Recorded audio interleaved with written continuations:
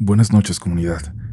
Gracias por escucharnos de nueva cuenta y por estar dispuestos y dispuestas a embarcarse en el siguiente viaje con nosotros. Antes de pasar a esta historia, quiero contarles que hace meses recibimos un correo. Este tenía lo que parecía ser solo el inicio de una historia que nos parecía tan buena, tan enigmática y con tantas posibilidades, que evidentemente nos llevó a indagar más. Sabíamos que detrás habían detalles que podrían cambiarla por completo, darle una profundidad completamente distinta. Y fue así. Logramos recabar más información, suficiente para presentarla a ustedes de la mejor manera, de una forma que ustedes suelen disfrutar aún más.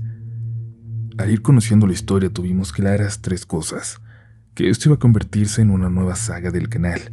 Segundo, que iba a ser una historia de las más fuertes que hemos publicado, quizás tanto que se acercará a los límites de lo que podemos contar en esta plataforma. Y tercero, teníamos que esperar a contarla en Semana Santa. Esta historia nació para narrarse de esta manera, en este momento, y ya van a entender por qué. Todo está listo y esperamos que disfruten lo que están a punto de vivir. Les recordamos no sugestionarse, y si tienen algún tipo de temor especial en cuanto a posesiones, exorcismos y temas similares, quizás sea mejor dejar pasar esta historia. Si decides seguir adelante, es hora. Esto es El Exorcismo de Semana Santa, y tú ya estás escuchando Relatos de la Noche. Esta historia se cuenta desde hace años allá en mi pueblo. Lo que voy a compartir con Relatos de la Noche es quizás una mezcla de esas leyendas, de los dichos de los viejos y de los que no lo eran tanto. Una mezcla de lo que me contaron mis tías, los chemitas y lo que yo mismo vi. Les voy a hablar de un pueblito hermoso, bien perdido en lo más profundo de la Sierra de Guerrero. Me gustaría decirles que allá tienen su casa, pero ya nos fuimos todos de ahí. Todos, al menos con los que yo crecí. Lo terminamos abandonando porque los grupos de delincuentes se adueñaron de todo. Ahora se pasean por aquel pueblo fantasma como dueños del lugar, y uno a uno yéndose, con cada familia escapando de ahí, con cada persona que iba dejando el lugar. Los buenos éramos menos. La gente buena se iba quedando sola.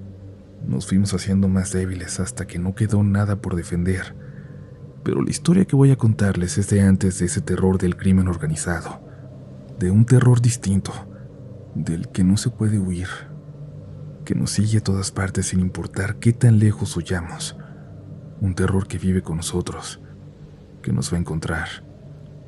Pero eso sí, vivimos muy felices por mucho tiempo, pobres pero en paz, contentos, disfrutando de ver amanecer en la montaña, de ver las nubes para abajo desde aquel pueblito encaramado en la sierra. Mi infancia no la cambio por nada, ni por haberla vivido en Acapulco, a donde me querían mandar mis tías, o por haberla vivido aquí en la capital, donde terminé ya de grande, como ahora le toca a mi niña. No, fui muy feliz en el pueblo con mis tías, quienes me criaron desde siempre. Mis papás me abandonaron cuando todavía ni se me quitaba lo calientito de haber nacido, pero mi tía Maggie y mi tía Conchita fueron mi mamá, mi papá y todo lo que necesitaba. Me educaron tan bien como pudieron, como Dios les dio a entender, porque ellas jamás tuvieron hijos, y para cuando me dejaron con ellas, ya había pasado su tiempo. Aprendieron a ser mamás a los 50 y tantos. Siempre se los voy a agradecer. Sin quejarse, sin chistar, se aventaron el paquete. Eran de esas señoras religiosas que cada domingo estaban en misa, y a mí, aunque nunca me gustó nada de eso, me llevaban con ellas.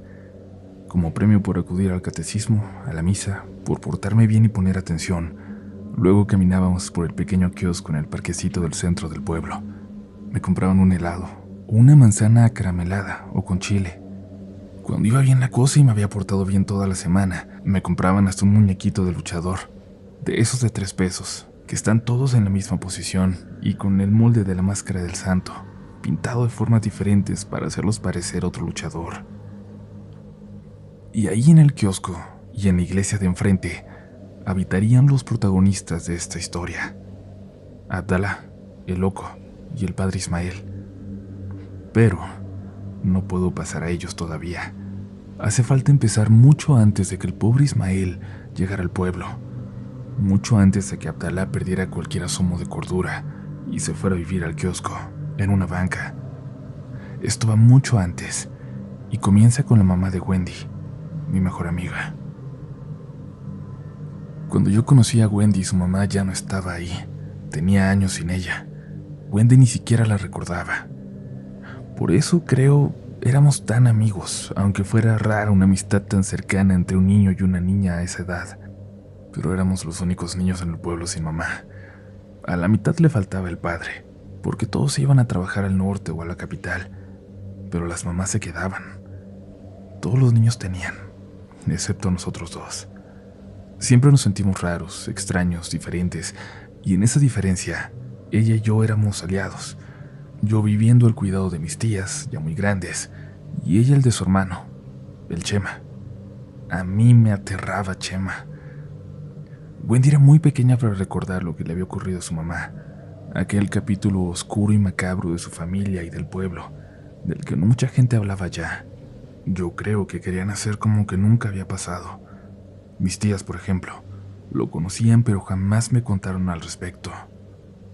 Los que me hablaron de aquel episodio, los que me contaron una versión que yo sentí exagerada para asustarme cuando tenía 8 años apenas, fueron los supuestos amigos del hermano de Wendy. Como Chema era el líder de esa banda de chamacos que se la pasaban buscando problemas en el pueblo, a todo el grupo le llamaron los Chemitas. Una tarde en una reunión del pueblo, la que fueron casi todos, yo me quedé jugando con Wendy, ahí en el parque del kiosco. Se hizo tarde, casi de noche. Debajo del kiosco, en la oscuridad, alcanzábamos a ver a Abdalá, agazapado como un animal, mirándonos desde ahí adentro. El árabe no nos daba miedo, sabíamos que era inofensivo. Nadie sabía a ciencia cierta cómo había llegado hasta aquel pueblo alejado de todo, viniendo de un país tan lejano. Alguien que no hablaba español, que no se podía comunicar con nadie, que terminó viviendo en la calle de la caridad de la gente, pero no le hacía daño a nadie. Lo único que hacía era hablar solo todo el tiempo, contestarse en otra voz. Algún trastorno tenía. Era una de esas personas que habla sola y que se contesta, pero con muchas voces, y todas muy diferentes una de otra. Hasta voces de mujer le salían, todas hablando en árabe. La gente le veía divertida cuando esto pasaba, y a veces parecía que él se enorgullecía de brindar este espectáculo. Era un personaje querido del pueblo, al que todos conocían, y entre todos le daban de comer. Aquella noche Chema decidió llevarse temprano a Wendy a su casa. Una vecina les había regalado algo de comer. Les había dado unos botecitos llenos de pozole y tenían que aprovechar la oportunidad. Ellos vivían de las pocas cosas que sabía cocinar el Chema, así que se moría de ganas de llegar a calentar ese manjar. Apuraron el paso para llegar a cenar a tiempo. Su casa estaba lejos. Había que salir del pueblo y luego tomar unos cientos de metros de un camino totalmente oscuro que subía hasta la colina donde estaba su casita. Yo me quedé con el resto de los Chemitas esa vez. No los conocía bien, no les hablaba y, si les soy honesto, me caían bastante mal. Pero supongo que aquella noche el clima era perfecto para asustar a un niño, así que no desaprovecharon esa oportunidad. Y yo me sentía bien de que la gente que pasaba nos veía como con miedo. Me sentí por un momento miembro de aquella pandilla que todo el pueblo temía. Chamaco, ven para acá. ¿Tú sabes qué le pasó a la mamá del Chema y de la Wendy? Me preguntaron. ¿Sabes por qué se murió? Les respondí que no, y uno de ellos me dijo que me iban a contar si no me daba miedo, y si prometía nunca decirle a Chema que ellos andaban divulgando eso. Les dije que no me daba miedo. Prometí que no le iba a decir que ellos me lo habían contado. ¿Crees en el diablo?, me preguntaron. Respondí que sí. ¿Crees en esos cuentos de que se le mete a la gente? Sí, también. Uf, entonces esta historia te va a gustar. Siempre fue bien rara la señora. Nosotros la conocimos bien, le hablábamos mucho.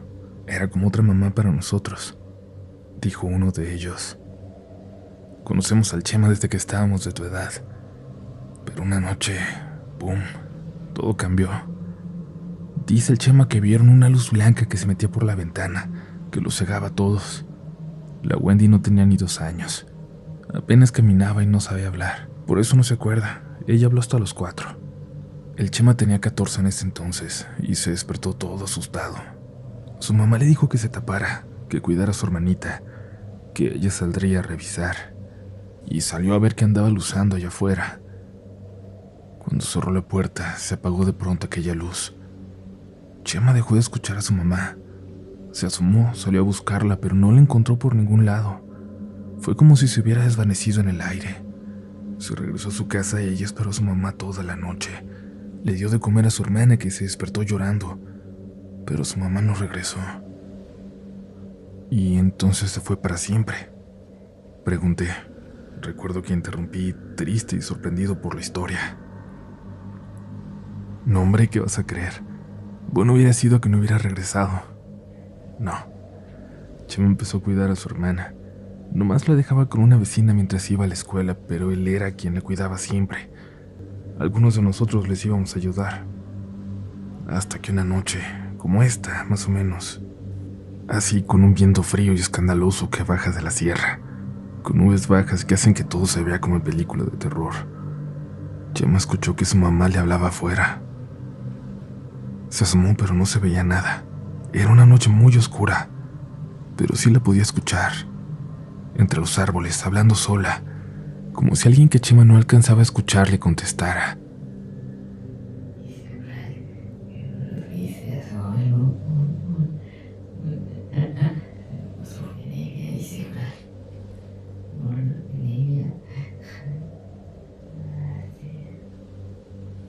«Amá, ¿anda usted ahí?», le preguntaba Chema mientras la voz de la señora daba vueltas rodeando su casita en la oscuridad.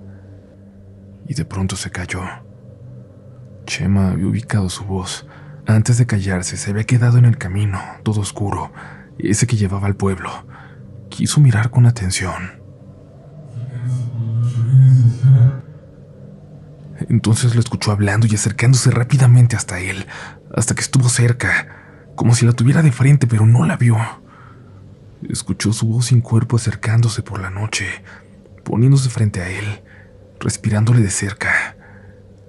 Claro que eso lo hizo correr, meterse de nuevo a su casa, cerrar todo, asegurar la ventana que tenían y abrazar fuerte a su hermanita. Algo andaba allá afuera, algo que él decía que no era su mamá, aunque se escuchara como ella.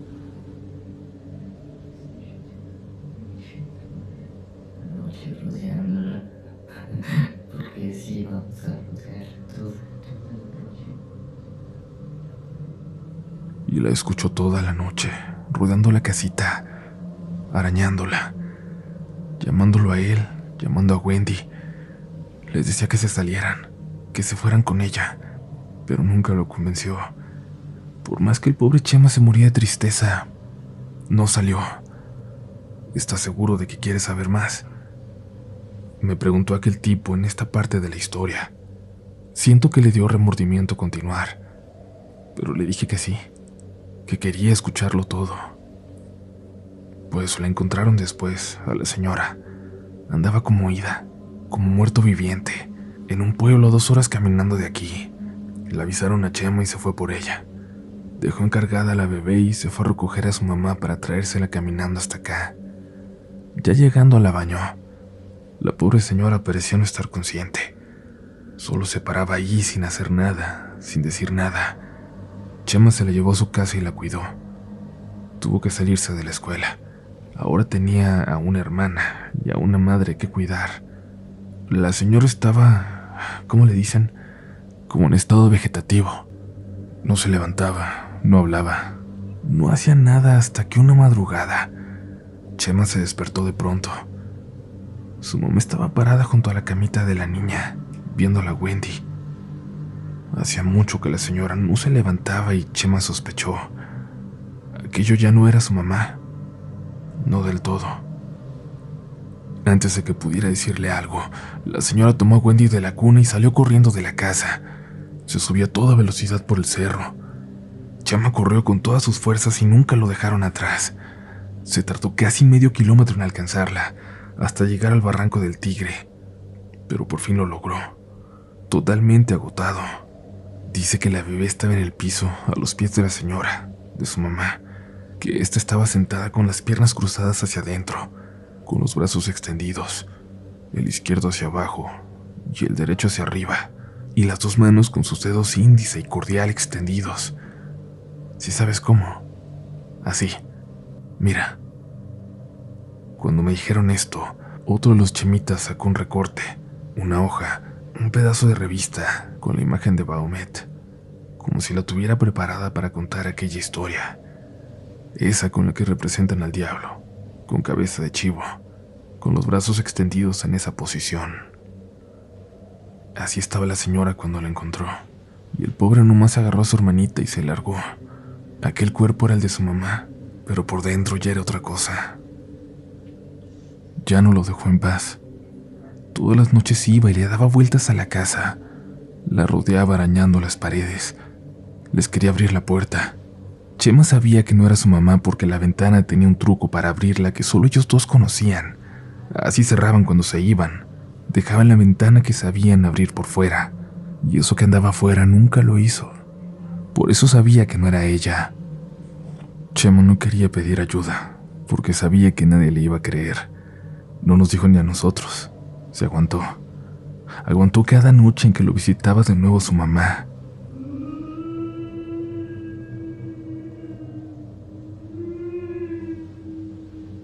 Uno de esos días, cuando apenas estaba cayendo el sol, escuchó llorar a su mamá. Esta vez la escuchó diferente, como si sí fuera ella. Cuando se asomó por la ventana dice que la vio flotando entre los árboles. Le pedía que la siguiera, le decía que la ayudara a bajar, pero la señora se veía muy mal ya, casi como si se estuviera muriendo. Ya parecía nomás el cuerpo. Esa noche Chema sí salió de ahí con la Wendy en brazos. Llegó hasta la iglesia del pueblo, aquí enfrente del kiosco. Aquí buscó al padre. Al decir esto voltearon a ver hacia la iglesia. Se referían al padre Lorenzo, ese padre de casi 70 años que conocí desde niño, el sacerdote que estuvo toda la vida antes de que llegara el padre Ismael. Vino y le lloró, y al Chema nunca llora. Le dijo que a su mamá se le había metido el diablo. Le dijo todo, hasta que la vio flotar entre los árboles. ¿Y sabes qué hizo el viejo? ¿Qué le dijo el padre Lorenzo? Se rió. Se rió enfrente de todas las señoras de la congregación. Le dijo que se dejara de cosas, que él andaba muy ocupado preparando las actividades de Semana Santa. Lo corrió, pensando que iba a bromear con algo así. Luego Chema hizo lo que debió hacer al principio, y fue a buscar al policía del pueblo. Este regañadientes tuvo que ir a buscar a la señora. Se fue al cerro. Quién sabe qué habrá visto allá arriba, en el monte, porque bajó pálido. Y luego, no sé quién llamó porque vinieron policías de todos los pueblos vecinos. Se fueron de nuevo al cerro y bajaron a la señora. Ven, acércate. Te voy a decir cómo la encontraron, pero nadie puede escuchar. Esto nadie lo cuenta, ¿ok? Me acerqué a aquel tipo. Me dijo al oído algo que, recuerdo, cambió mi vida para siempre.